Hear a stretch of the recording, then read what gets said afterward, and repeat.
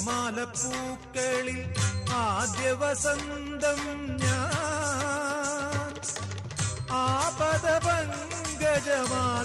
വിടർത്തിയ സൂര്യപ്രകാശം ഞാൻ, നിന്റെ ഗീതവും വേദവും ഈ ഞാൻ. ചന്ദന ചർച്ചിത നീലകളേബരം എന്റെ മനോഹരമേഘം, കായാമ്പൂവിലും എന്റെ മനസ്സിലും കതിർമഴ പെയ്യുന്ന മേഘം, ഇത് ഗുരുവായൂരിലെ